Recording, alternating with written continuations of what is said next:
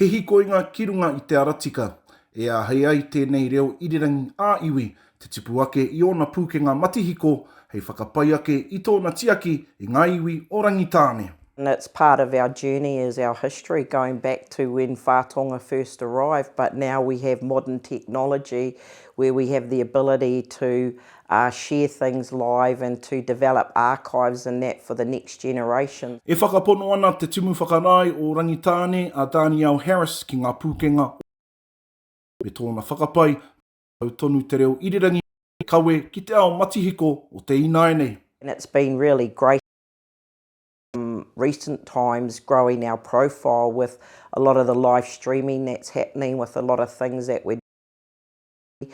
I think around the opening of the eel platform, some of the beautiful mahi toi that's been happening in the city, being able to live stream things like ngā manu kōrero and that for our whai who live overseas.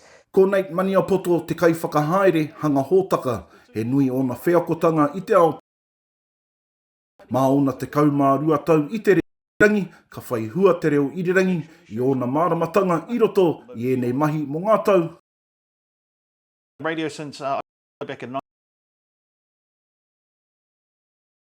about a year and a half. CD